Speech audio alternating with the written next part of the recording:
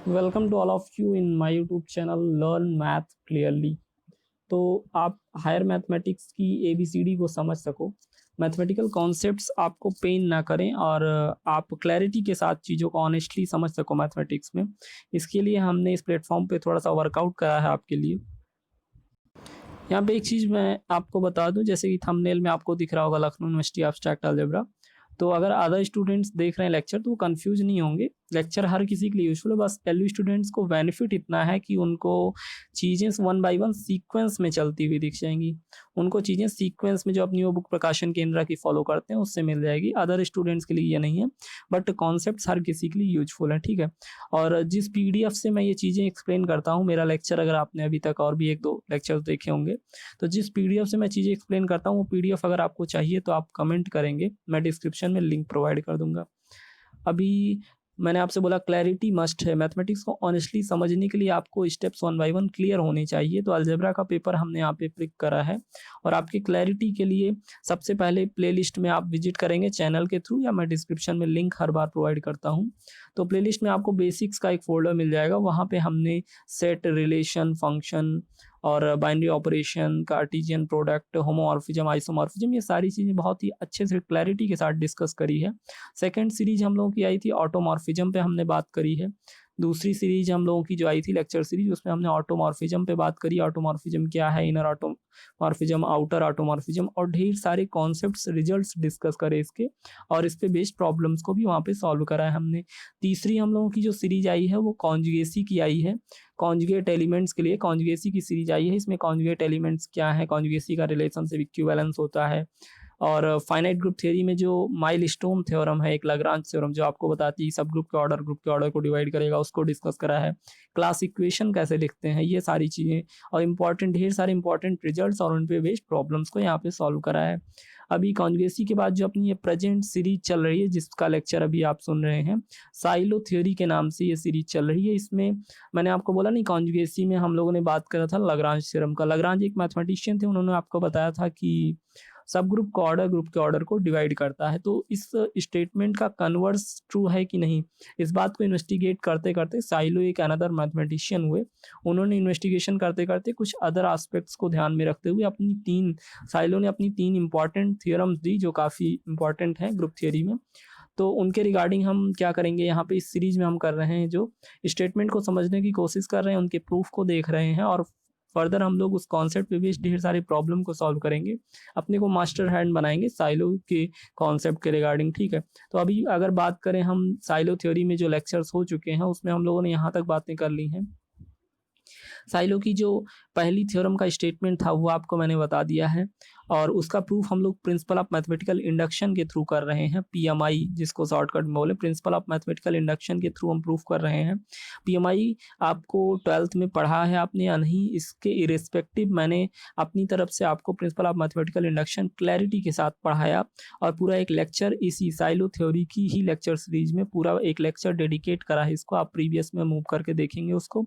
और अगर आप इसमें नहीं ढूंढ पा रहे हैं तो मैं क्या करता हूँ, जितने इंपॉर्टेंट लेक्चर ऐसे होते हैं एडिशनल इन्फॉर्मेशन वाले, जैसे मुझे आपको बताना है क्लाइन बी4 ग्रुप क्या है, किसी भी सब ग्रुप को नॉर्मल कैसे प्रूफ करेंगे, कोसेट्स क्या होते हैं, फैक्टर ग्रुप क्या होते हैं, ऐसे पीएमआई मैंने जैसे अभी आपको पढ़ाया। तो जो ऐसे इंपॉर्टेंट लेक्चर हैं ये हमेशा आपके लिए यूजफुल है, उनको मैं एक अलग फोल्डर नॉलेज कैप्सूल में रख देता हूँ। तो आप प्लेलिस्ट में जाके नॉलेज कैप्सूल से भी चीज़ों को ढूंढ सकते हैं। और साइलो की जो थ्योरी की सीरीज चल रही है, इसमें भी मैंने पीएमआई को क्लियर करा है। मैं अगेन आपसे एक बार फिर से आज का लेक्चर स्टार्ट करने से पहले सजेस्ट करूंगा, प्रिंसिपल ऑफ मैथमेटिकल इंडक्शन आपको नहीं आता अगर, तो आप जरूर सीखिए। बिना उसके आप प्रूफ आज का नहीं समझने वाले हैं, नहीं समझ में आएगा आपको।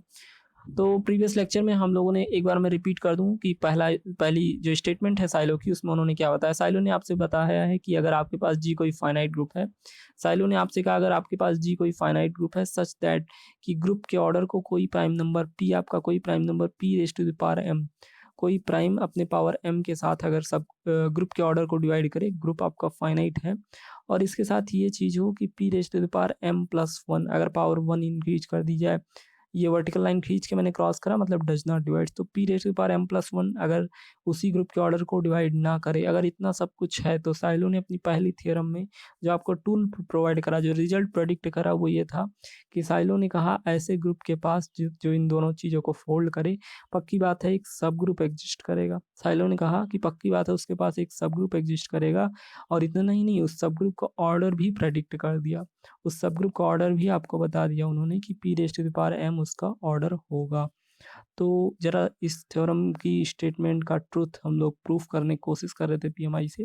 प्रिंसिपल ऑफ मैथमेटिकल इंडक्शन में कुछ स्टेप्स होते हैं। स्टेप 1 जिसमें हम चेक करते हैं, सबसे पहले ये मैथमेटिकल स्टेटमेंट फॉर्म करते हैं, और स्टेप 1 में r इक्वल्स टू 1 रख के चीज़ें चेक करते हैं ट्रू है।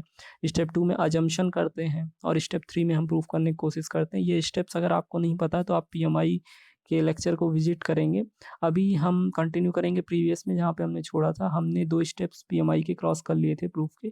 तीसरे स्टेप में मैं यहाँ तक हम लोग पहुँच गए थे कि ग्रुप का ऑर्डर कोई भी फाइनाइट नंबर आर हो तो आप उसकी ब्रेकिंग ऐसे कर सकते हो, प्राइम्स में पी एन जहाँ पे रिलेटिवली प्राइम है, p raise to the power m, ऐसे आप ब्रेकिंग इस फॉर्मेट में कर सकते हो। एग्जांपल भी मैंने आपको दिखाया था, जैसे 45 अगर ग्रुप का ऑर्डर हो जाए तो आप इसको ऐसे ब्रेक कर सकते हो, 3 स्क्वायर 5।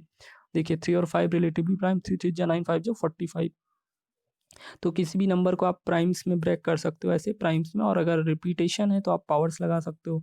तो p raise to the power m, p raise to the power m n इस फॉर्मेट में आप ब्रेक कर सकते हो। अभी m की डिफरेंट वैल्यूज के करस्पॉन्डिंग हम केसेज कंसीडर कर रहे थे, प्रूफ देने के लिए हम केसेज कंसीडर कर रहे थे। तो हमने ये केस कंसीडर कर लिया था कि अगर m इक्वल टू 0 आप रखिए तो साइलो की पहली थ्योरम होल्ड होती है। फिर हमने ये आपको दिखाया करके कि अगर आप m equals to greater than 1 लेते हो तो सिचुएशन क्या बनेगी। m equals to greater than 1 लेने पे आपने देखा कि जब आप p raise to the power m n ऐसे आपने ब्रेकिंग करी, और जब यहाँ पे आपने m को ग्रेटर देन 1 लिया तो ये जो नंबर आया ग्रुप का ऑर्डर, ये जो आया ये कंपोजिट हो गया। कंपोजिट ऐसे नंबर्स होते हैं जैसे आपका 35 है, आपका 40 है, ये सब कंपोजिट नंबर्स हैं। हिंदी में बोलें तो विभाज्य संख्याएं। ऐसे नंबर्स होते हैं जो आप अपने अलावा और भी नंबर से डिवाइड हों, ऐसे कंपोजिट नंबर्स होते हैं। तो आपने देखा जब आप m की पॉसिबिलिटी ग्रेटर देन 1 लेके चल रहे हो तो उस समय ग्रुप का ऑर्डर कंपोजिट आ जा रहा है। और एक मैथमेटिकल रिजल्ट हमने आपको बताया था कि अगर किसी भी ग्रुप का ऑर्डर कोई कंपोजिट नंबर आ रहा है, तो एक रिजल्ट आपके पास होता है कि पक्की बात है उस ग्रुप के पास एक सब ग्रुप एग्जिस्ट करेगा जिसकी साइज ग्रुप से छोटी होगी। एच नॉट इक्वल टू जी का मतलब है कि एक सब ग्रुप एग्जिस्ट करेगा जिसकी साइज ग्रुप से छोटी होगी। ये एक मैथमेटिकल रिजल्ट होता है। तो आपने जब m को ग्रेटर देन 1 लिया तो ग्रुप का ऑर्डर आपका कंपोजिट चला गया, और कंपोजिट ऑर्डर के लिए एक सब ग्रुप h एग्जिस्ट कर गया। और हमने उसके करस्पॉन्डिंग आपको इतनी चीज़ें सिखा दी कि ऑर्डर ऑफ जी को आप ऐसे भी तो लिख सकते हो, ऑर्डर ऑफ जी, और h आपका जब एग्जिस्ट कर ही गया है तो उसके ऑर्डर से ऐसे लिख सकते हो, order of h upon order of h। अगर ऑर्डर ऑफ h एक नंबर ही तो है, आप इसको कैंसिल आउट कर दीजिए तो लेफ्ट राइट में क्या है, order of G equal to order of G, कोई पेन आपको नहीं है। तो देखिए order of G equal to order of h dot order of G upon order of h, ऐसे आप लिख सकते हो चीज़ों को, ऐसे आप चीज़ों को लिख सकते हो, कोई पेन नहीं है। आगे जो आपकी स्क्रीन पे दिख रहा है केस 3 का 1, केस 3 में हम लोगों ने लिया था m ग्रेटर देन 1, और उसमें भी m ग्रेटर देन 1 के बाद अब हम केसेज कंसीडर करेंगे डिफरेंट, इस चीज़ को ध्यान में रखते हुए कि जो आपका ये order of G upon order of h है। अभी देखिए ग्रुप के ऑर्डर को आपने ऐसे लिख लिया, order of h dot order of G upon order of h। तो जरा अब हम ग्रुप के ऑर्डर के रिगार्डिंग इन चीज़ों को इन्वेस्टिगेट करेंगे। तो हम देखते हैं, जरा फोकस करते हैं order of G upon order of h पे। तो अगर पहला केस हम ये लें कि कोई prime number p order of G upon order of h को डिवाइड नहीं कर रहा है, कर भी सकता है नहीं भी कर सकता है, तो हम दोनों केसेज लेंगे। पहले केस में हम ये ले रहे हैं कि p जो आपका कोई भी प्राइम नंबर है वो order of G upon order of h क्या है आपको पता है ना, कंपोजिट हुआ था तो एक सब ग्रुप एग्जिस्ट करा था। तो order of G upon order of h को कोई प्राइम p डिवाइड नहीं कर रहा है अगर, तो क्या सिचुएशन बनेगी। तो देखिए अगर p आपका order of G upon order of h को डिवाइड नहीं कर रहा है तो p raise to the power m भी ऑर्डर ऑफ h को डिवाइड नहीं करेगा। कैसे, जरा देखिए आप, अगर आपका p डिवाइड नहीं कर रहा है तो p raise to the power m भी डिवाइड नहीं करेगा, p raise to the power m भी डिवाइड नहीं करेगा। यहाँ पे देखिए चूंकि आपका p n को ऐसे जब आपने ब्रेकिंग करी थी p raise to the power m n, तो आपने देखा था 3 और 5, मतलब कि प्राइम्स आप रिलेटिवली प्राइम्स में ब्रेक करते हो, तो p तो n को 3 5 को डिवाइड नहीं कर रहा था ना, मतलब कि आपका ये p जो है ये n को डिवाइड नहीं करेगा। ये तो बेसिक चीज़ें थी, आपने ब्रेकिंग ही ऐसे नंबर की करी है, ये आपको पता है। तो चूंकि p n को डिवाइड नहीं कर रहा है, तो आप जरा ऐसे अगर देखिए, मैं अगर ऐसे लिखूं p आपका n को डिवाइड नहीं कर रहा है, और इसमें मैं p raise to the power m ऊपर नीचे मल्टीप्लाई कर दूं p raise to the power m से, तो कोई पेन नहीं है। p n को डिवाइड नहीं कर रहा, ये आपको पता है, ठीक है, आपने ब्रेकिंग ही ऐसे करी, और मैं ऊपर नीचे ये p raise to the power m से मल्टीप्लाई कर दे रहा हूँ, कोई बात नहीं। लेकिन मेरा काम क्या हो जाएगा, देखिए अभी ऊपर आपको आ गया p raise to the power m n, और ये ऊपर वाला क्या बन गया, ये ग्रुप का ऑर्डर बन गया, ये आपका ग्रुप का ऑर्डर बन गया। और नीचे वाला p raise to the power m, ये h का ऑर्डर बन जाएगा, ये h का ऑर्डर बन जाएगा। मतलब आपका h का ऑर्डर क्या आ गया, h का ऑर्डर आपका आ गया p raise to the power m, h का ऑर्डर आपका क्या आ गया, p raise to the power m। तो h का order p raise to the power m है, तो p raise to the power m खुद को तो डिवाइड करेगा ना, इसीलिए मैंने यहाँ पे देखिए ये यहाँ पे मैंने क्लैरिफिकेशन दिया। अगर आप नोट्स मांगेंगे मिल जाएगा आपको, तो बहुत क्लैरिटी होगी आपके लिए। तो यहाँ से ये चीज़ मैंने लिखी हुई है कि p raise to the power m, subgroup का ऑर्डर ही वही बन गया h का, तो p raise to the power m आपका h के ऑर्डर को डिवाइड करेगा। अभी चीज़ें समझ में आ रही, कहाँ से आ रही, यहाँ से चीज़ें आ रही हैं। बट लेकिन आपको पता है कि p तो n को डिवाइड नहीं कर रहा है, ये तो आपने ब्रेकिंग ही ऐसे नंबरों की करी है कि p आपका n को डिवाइड नहीं करेगा। जरा देखिए p raise to the power m आपका n को डिवाइड नहीं करेगा। अगर कोई प्राइम नंबर 2 आपका है, ये 7 को डिवाइड नहीं कर रहा है, तो अब आप इस 2 जो प्राइम है इसकी पावर 2 स्क्वायर कर लीजिए, 2 क्यूब कर लीजिए, पावर कितनी भी इंक्रीज कर लीजिए, वो 7 को नहीं डिवाइड करने वाला। इसका मतलब क्या है कि अगर आपका ये आपका p n को डिवाइड नहीं कर रहा था, तो अभी आप p की पावर m n कुछ भी लगा लीजिए, वो भी डिवाइड इसको नहीं करेगा। तो इस रिजल्ट को हमने यहाँ पे लिखा है कि p raise to the power m आपका n को डिवाइड नहीं करेगा। अभी p raise to the power m n को डिवाइड नहीं कर रहा है, ठीक है, p raise to the power m आपका n को डिवाइड नहीं कर रहा है, ठीक है। और एक चीज़ हम क्या कर सकते हैं, आपका जब p डिवाइड नहीं कर रहा है, p डिवाइड नहीं कर रहा है, p raise to the power m divide नहीं कर रहा, तो इन दोनों का डिविजिबिलिटी का रूल होता है कि इन दोनों का प्रोडक्ट भी डिवाइड नहीं करेगा, यानी p raise to the power m dot p भी p raise to the power m n को डिवाइड नहीं करेगा। ये चीज़ पता है डिविजिबिलिटी के रूल से आ रही कि अगर प्राइम जो है वो n को डिवाइड नहीं कर रहा है और उसकी पावर भी n को डिवाइड नहीं कर रही है, तो उनका प्रोडक्ट आप क्या करोगे, तो पावर थोड़ा इंक्रीज हो जाएगी, वो भी डिवाइड नहीं करेगी, कोई पेन नहीं है, वो भी डिवाइड नहीं करेगी। तो फाइनली आप पहुंच कहाँ गए, p raise to the power m plus 1 order of group. ये हम ये क्लेवरनेस इसलिए कर रहे थे क्योंकि हमें यहाँ p रेज पावर mn बनाना था, ताकि हम ग्रुप का ऑर्डर लिख सकें, ताकि हम इसकी जगह पे ग्रुप का ऑर्डर लिख सकें। तो हम यहाँ पहुँच गए, p raise to the power m plus 1 group के ऑर्डर को डिवाइड नहीं कर रहा है, ग्रुप के ऑर्डर को डिवाइड नहीं कर रहा है। अब जरा देखिए सिचुएशन क्या बन रही है, H तो आपका सब ग्रुप था, H वही सब ग्रुप था जो G के कंपोजिट ऑर्डर होने पे एग्जिस्ट करा था according to the mathematical result, जो मैंने आपको याद दिलाया। H वही सब ग्रुप है, और लैग्रांज थ्योरम ने आपसे क्या बोला था, सब ग्रुप का ऑर्डर ग्रुप के ऑर्डर को डिवाइड करेगा। तो ये H आपका सब ग्रुप है ना, H तो आपका सब ग्रुप है, तो order of H divides order of G, ये मैं लैग्रांज थ्योरम से लिख सकता हूँ कि सब ग्रुप का ऑर्डर ग्रुप के ऑर्डर को डिवाइड करेगा। साथ ही वो थ्योरम जो आपने वो रिजल्ट जो आपने यूज करा था, उसने आपसे बोला था कि कंपोजिट ऑर्डर होने पे सब ग्रुप तो एग्जिस्ट करेगा, लेकिन H not equal to G, मतलब उसकी लेंथ जो है वो सब ग्रुप जो एग्जिस्ट करेगा वो ग्रुप से छोटा होगा। ये बात मैंने आपको बोली ऊपर कि सब ग्रुप के लेंथ से छोटा होगा। आप जरा देखिए जो H का ऑर्डर है वो ग्रुप के ऑर्डर से छोटा होगा, H का ऑर्डर जो है वो ग्रुप के ऑर्डर से छोटा होगा। और ये ऊपर जो मैंने इतना ड्रामा आपको दिखाया, ये ऊपर जो इतना ड्रामा के हुआ है कि p raise to the power m जो है वो सब ग्रुप के ऑर्डर को डिवाइड कर रहा है, p raise to the power m plus 1 divide नहीं कर रहा है। आप याद करिए साइलो की पहली थ्योरम जो जिसको आप प्रूफ कर रहे हैं, उसमें आपसे बोला गया था कि p raise to the power m divide करे ग्रुप के ऑर्डर को, और p raise to the power m plus 1 divide ना करे ग्रुप के ऑर्डर को। तो हम जरा इन्वेस्टिगेट कर रहे थे कि वो दोनों चीज़ें होल्ड हो रही हैं, तो वो दोनों चीज़ें यहाँ H के लिए होल्ड हो गई। अब जरा देखिए H के लिए वो दोनों चीज़ें तो होल्ड हो गई, इसका मतलब अब H को, इसका मतलब क्या है, अब H के लिए आपको होल्ड होना चाहिए चीज़ें, साइलो की थ्योरम H के लिए ट्रू होनी चाहिए। तो जरा देखिए ऑर्डर ऑफ H आपका ग्रुप के ऑर्डर से छोटा है, यहाँ पे आपने खुद ही कहा कि लेंथ उसकी छोटी होगी, इसका मतलब ऑर्डर ऑफ H, ग्रुप का ऑर्डर आप शुरू से क्या मान के चल रहे हैं, R कोई नंबर मान के चल रहे हैं आप, तो जो H आपका सब ग्रुप आया उसका ऑर्डर R से छोटा होगा। और ज़रा याद करिए प्रिंसिपल ऑफ मैथमेटिकल इंडक्शन के सेकेंड स्टेप में आपको प्रूव, आपको एक अजम्पशन करने को बोला जाता है। आपको सेकंड स्टेप में पीएमआई के एक अजम्पशन करने को बोला जाता है, और आपने यहाँ पे अजम्पशन ये करा था कि आपकी थ्योरम, आपकी साइलो थ्योरम उन सारे ग्रुप्स जी डैश, उन ये जी डैश उन सारे ढेर सारे ग्रुप्स को रिप्रेजेंट कर रहा है जिनका ऑर्डर, ये ग्रुप के ऑर्डर यानी आर से छोटा है। तो आपने अजम्पशन करा था कि उन सारे ग्रुप्स के लिए मेरी साइलो की थ्योरम आंख बंद करके ट्रू होगी जिनका ऑर्डर ग्रुप के ऑर्डर से छोटा है। तो ये एच क्या कर रहा है, एच आपका कैसा है, एच का ऑर्डर ग्रुप के ऑर्डर से छोटा आ रहा है, मतलब ये एच उन सारे ग्रुप्स जी डैश वाली कैटेगरी में जा रहा है।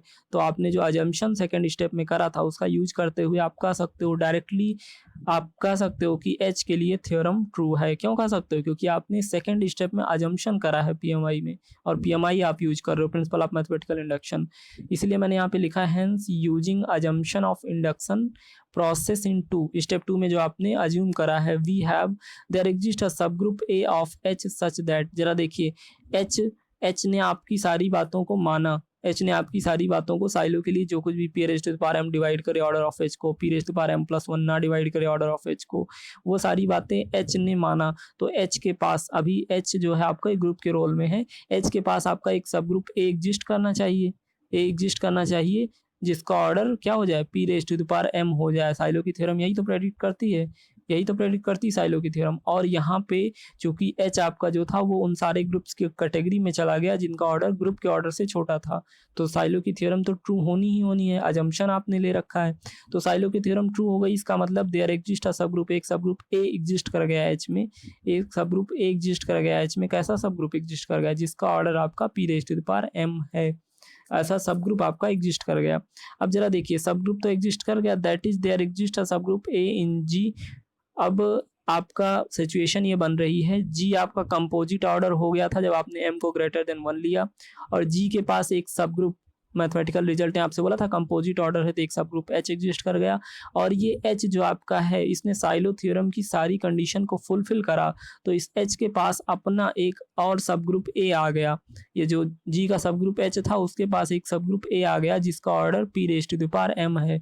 तो जरा आप सोचिए, ये घर के अंदर कमरा और कमरे के अंदर ये आदमी ए बैठा हुआ है, तो ये जी के अंदर तो है ही, ये आपका जो ये ए सब ग्रुप है ना, ये भले एच का सब ग्रुप है लेकिन जी के अंदर तो है ना, तो ए आपका जी का भी सब ग्रुप होगा। बात समझ में आ रही है, ये ए आपका जी का भी सब ग्रुप होगा क्योंकि है तो ग्रुप के अंदर ही ना।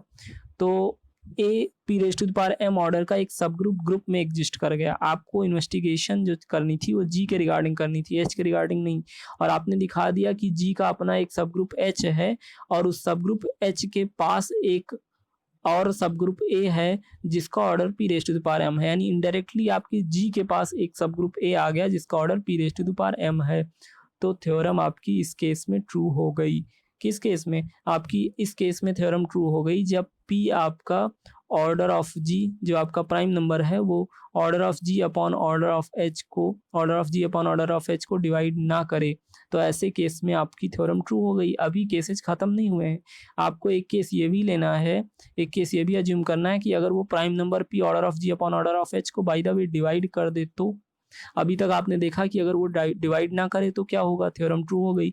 अगर डिवाइड करे तो क्या होगा, क्या थ्योरम ट्रू होगी। तो जरा देखते हैं, if p divides order of g upon, ये चक्कर क्या है, m की वैल्यू को वेरी कर रहे हैं हम, ये जो ब्रेकिंग आपने अपने ग्रुप के ऑर्डर की करी थी p raised to the power m n, यहाँ पे m की हम वेरी कर रहे हैं वैल्यू, m को 0 रखा, ट्रू हो गई theorem.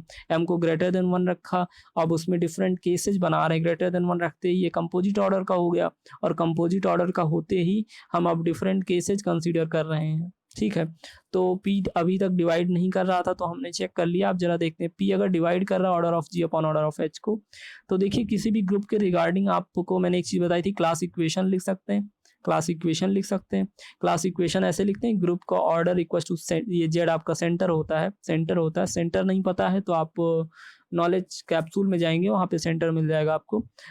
Order of Z plus summation runs over all those element which doesn't belong in centre equal order of G upon order of N A आपका नॉर्मलाइजर होता है। देखिए 2-3 वर्ड्स अगर पेन दे रहे हैं आपको, जैसे सेंटर पेन दे रहा है, नॉर्मलाइजर आपको पेन दे रहा है, तो प्लीज़ आप जाके सेंटर और नॉर्मलाइजर को विजिट करिए नॉलेज कैप्सूल में, वरना आगे आपको समझ नहीं आएगा।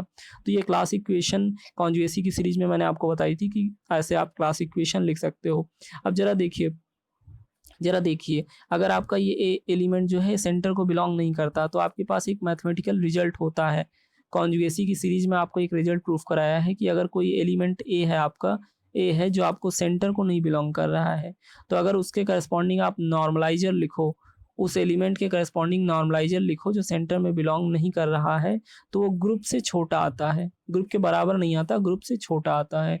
और अगर सेंटर का एलिमेंट आप ले लो, वहीं दूसरे हाथ अ, अगर वहीं पे आप ये ले लो कि सेंटर का एलिमेंट है, तो उसके करस्पॉन्डिंग नॉर्मलाइज़र लिखने पे नॉर्मलाइज़र ऑफ एलिमेंट आप लिख सकते हो। हर एलिमेंट के करस्पॉन्डिंग एक सेट होता है, जिसमें सारे एलिमेंट्स ए से कम्यूट करने वाले होते हैं। अगर अभी भी प्रॉब्लम है तो आप नॉर्मलाइज़र विज़िट करिए। नॉर्मलाइज़र ऑफ ए में वो नॉर्मलाइज़र ऑफ ए आपका ग्रुप के इक्वल आ जाएगा अगर ए आपने सेंटर से ले रखा है। तो ज़रा इस रिजल्ट को यूज़ करते हैं यहाँ पे। ये रिजल्ट प्रूफ कराया हमने। अगर ए आपका सेंटर का नहीं है तो पक्की बात है नॉर्मलाइज़र ऑफ ए तो ग्रुप से छोटा आना है। नॉर्मलाइज़र ऑफ ए आपका ग्रुप के इक्वल नहीं आना है। अब ज़रा देखिए, so here H equals to N A and by assumption. इसका मतलब ये है कि जब कंपोजिट ऑर्डर आपका हुआ था, जब आपका कंपोजिट ऑर्डर हो गया था ग्रुप, ये आपका जो जी ग्रुप था, जब आपने इसकी ब्रेकिंग ऐसे p raise to the power m और एन में करी थी, और जब आपने एम को ग्रेटर देन 1 लिया तो आपका ये ग्रुप का ऑर्डर कंपोजिट था, और जब आपने कंपोजिट ऑर्डर का ये बन गया तो एक सब ग्रुप एच एग्जिस्ट कर गया जो जी के से छोटे लेंथ का था। ये एच कोई भी सब ग्रुप हो सकता है, ये एग्जिस्ट करा उस मैथमेटिकल रिजल्ट के अकॉर्डिंग। और अभी आपको यहाँ क्या पता चला कि अगर आप ए कोई एलिमेंट सेंटर से नहीं लेते हो, तो उस केस में ये नॉर्मलाइज़र जो बनेगा ना, जो नॉर्मलाइज़र बनेगा आपका, ये ग्रुप से छोटा होगा। तो कहीं ऐसा तो नहीं कि जो आपका एच ग्रुप था, एच जो सब ग्रुप था, वो कुछ और नहीं नॉर्मलाइज़र ही हो सकता है। एच आपका कोई भी जनरल सब ग्रुप को रिप्रेजेंट कर रहा था, यहाँ आप नॉर्मलाइज़र पा गए, तो इसका मतलब so here H equals to N A. H जो आपका था वो नॉर्मलाइज़र ऑफ ए यहाँ पे उसके रोल में आप ले सकते हैं। सो बाय अजम्पशन, अपने अजम्पशन से क्या आपके पास है, आपके पास ये है कि पी आपका order of G upon order of H को डिवाइड कर, यही आप लेके चल रहे हैं ना। और ऑर्डर ऑफ एच की जगह पे अभी आप नॉर्मलाइज़र प्लेस करेंगे। एच की जगह पे आपने देखा नॉर्मलाइज़र आएगा, तो आप एच की जगह पे यहाँ पे नॉर्मलाइज़र प्लेस कर दीजिए। ये देखिए, ऑल्सो आपको ये भी पता है कि आपके ग्रुप का ऑर्डर ये है p raise to the power m n, तो इसको पी तो डिवाइड करेगा ना, प्राइम पी तो डिवाइड करेगा। तो आपको ये भी पता है कि प्राइम जो है वो आपके ग्रुप के ऑर्डर को डिवाइड कर रहा है। अब जरा देखिए, क्लास इक्वेशन से आपके पास चीज़ें क्या आ जाएंगी।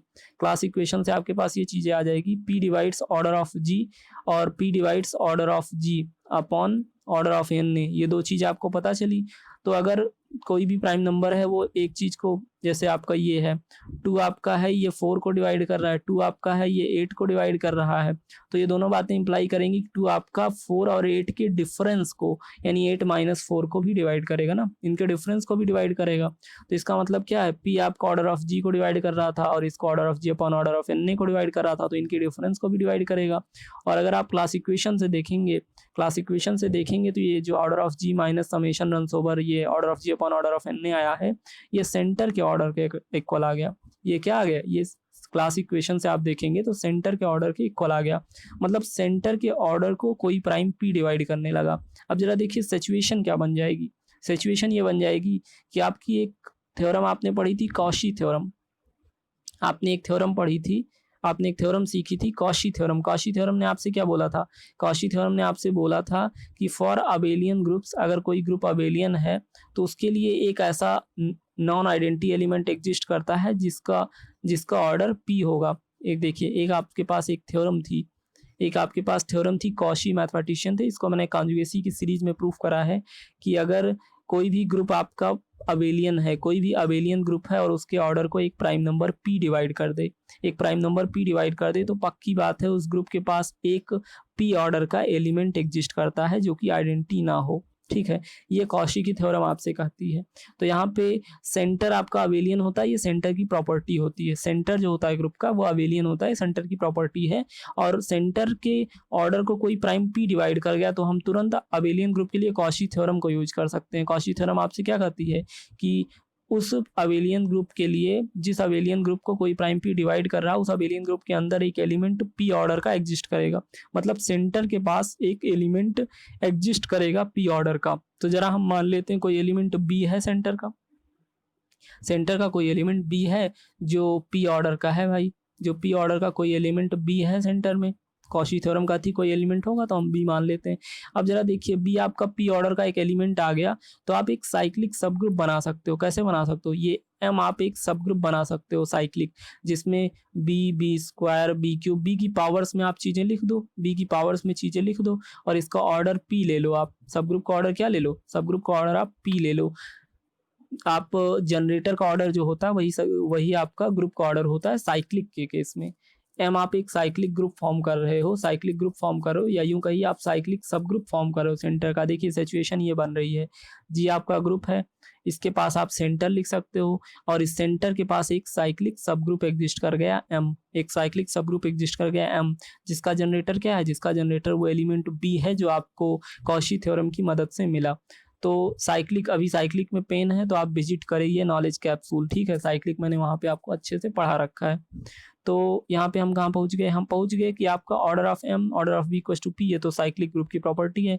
मतलब एम आपका एक साइक्लिक ग्रुप है जो कि बी कोई एलिमेंट है जिससे जनरेटेड है, और ये बी आपका वो एलिमेंट है जिसका ऑर्डर पी है, ये आपको कॉशी की मदद से मिला। अभी सिचुएशन ये बन गई कि m will be a cyclic subgroup of g। फिर वही बात हो गई कि घर के अंदर कमरा है और कमरे के अंदर आप बैठे हो, तो आप घर के अंदर तो हो ही ना। ये देखिए ये आपका घर है और ये आपका कमरा है, ये आपका g कोई घर है और घर के अंदर ये आपका कोई कमरा, आपका क्या है? ये आपका कोई कमरा z है और इस कमरे के अंदर आप बैठे हो m। तो आप घर के अंदर तो हो ना। आप जरा मैथमेटिक्स में बताता हूँ, जी आपका कोई ग्रुप है, ग्रुप के अंदर उसका एक सब ग्रुप सेंटर है आपका, और सेंटर के अंदर आपका साइक्लिक सब ग्रुप एम आ गया। तो एम कहाँ होगा? जी के अंदर तो होगा ही नहीं, मतलब कि जी के पास एक सब ग्रुप एम एग्जिस्ट कर गया।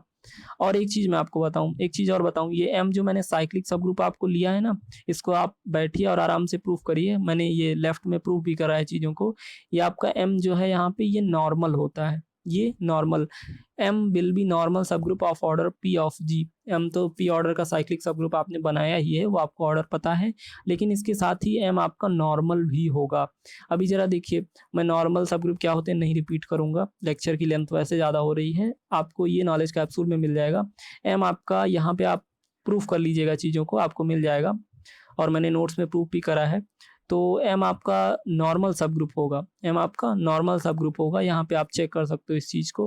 अब जरा देखिए, मैंने आपको एक रिजल्ट बोला था कि अगर आपका जी कोई ग्रुप है और उसके पास एक सब ग्रुप एच एग्जिस्ट कर जाए नॉर्मल, तो आप फैक्टर ग्रुप बना सकते हो। ये जी बाई एम, सॉरी, अगर एम कोई नॉर्मल सब ग्रुप है आपके पास, ग्रुप के पास, तो आप जी बाई एम टाइप का फैक्टर ग्रुप बना सकते हो, जहाँ पे जो एलिमेंट्स होते हैं वो कोसेट्स होते हैं। अगर अभी कोसेट आपको नहीं पता है तो आप फिर से मैं सजेस्ट करूंगा नॉलेज कैप्सूल विजिट करिए, आपकी सारी एडिशनल इन्फॉर्मेशन नॉलेज कैप्सूल में रखी है मैंने। तो एम आपका नॉर्मल आया तो जी बाई एम एक फैक्टर ग्रुप हम एग्जिस्ट करा सकते हैं। इस फैक्टर ग्रुप को जरा हम नाम दे देते हैं जी बार, जी बार से हम नाम दे देते हैं इस फैक्टर ग्रुप को जो जी बाई एम आपका एग्जिस्ट करा। जी बाई एम फैक्टर ग्रुप इसलिए एग्जिस्ट कर पा रहा है क्योंकि एम आपका एक नॉर्मल सब ग्रुप है, ठीक, नॉर्मल सब ग्रुप है, आप चेक कर सकते हो। तो जरा मैंने आपको ये भी बोला था कि आपको जी बाई एम फैक्टर ग्रुप का अगर ऑर्डर लिखना है तो आप ऐसे ऊपर जी का ऑर्डर लिख लीजिए, नीचे एम का ऑर्डर लिख लीजिए, ऐसे आप कर सकते हो, ऐसे आप कर सकते हो।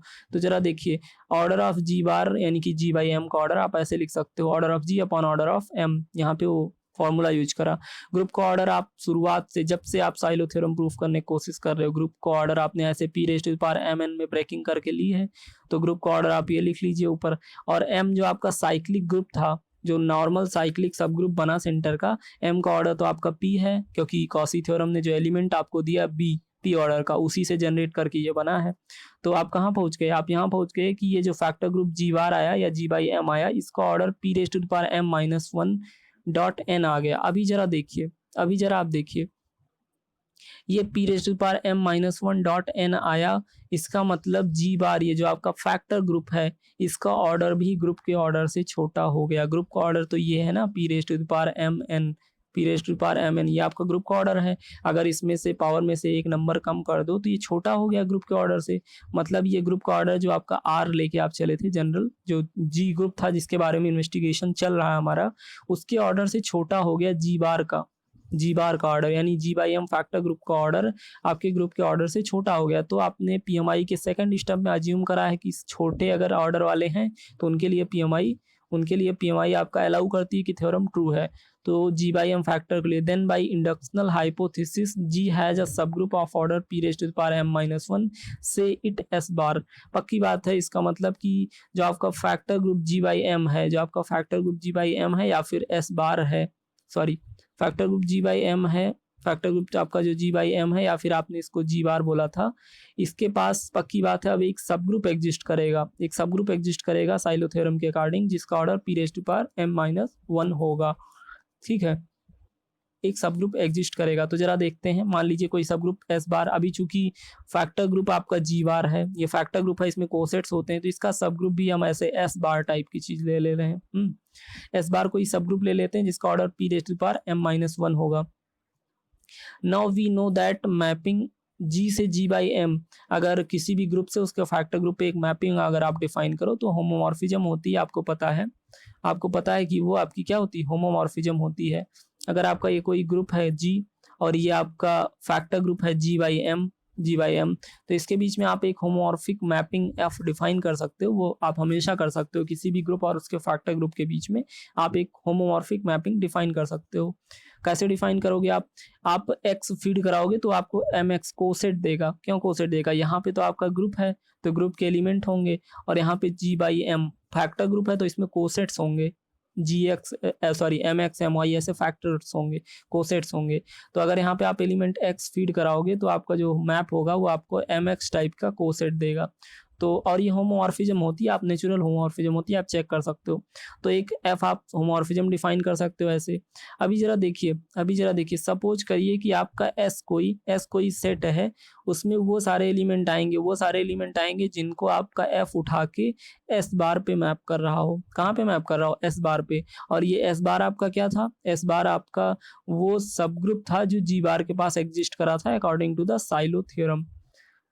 आप अभी सिचुएशन ये बन रही है कि clearly S is a subgroup of G and also we have S bar, जो है आपका ये आइसोमॉर्फिक हो जाएगा एस बाई एम के।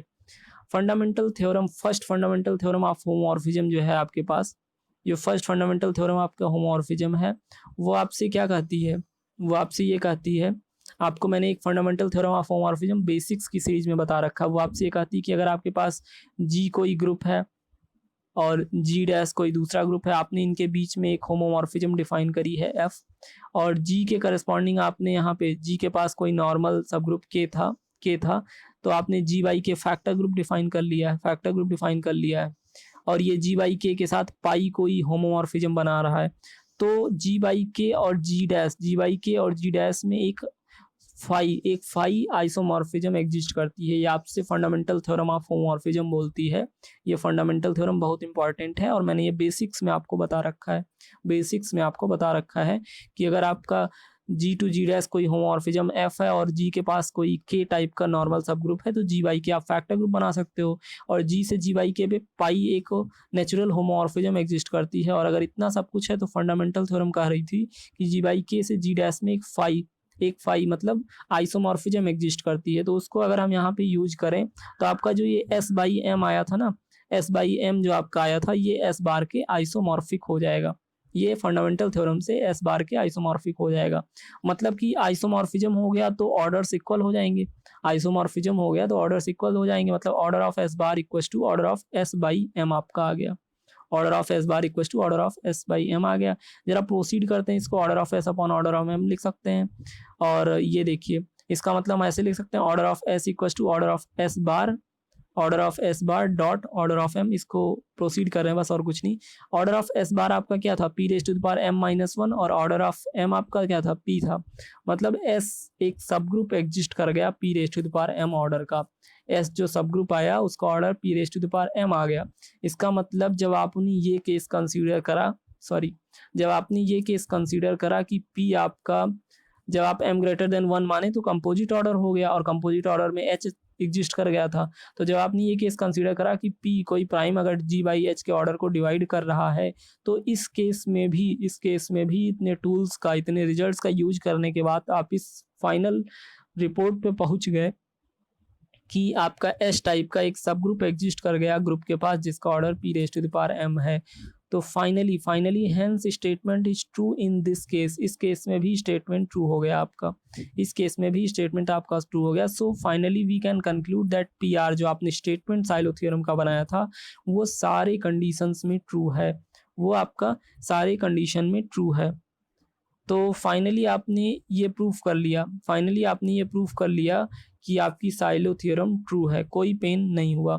अच्छा, वो जो मैंने एस और एस बार की कहानी आपको हो सकता है ना समझ में आई हो, तो जरा यहाँ पे मैंने कोशिश करी है ज्योमेट्री दिखाने की। थ्योरम तो प्रूफ हो गया, आपकी सिचुएशन ये थी वहाँ पे कि जी आपके पास एक ग्रुप था और ग्रुप के अंदर एक सब ग्रुप एस था।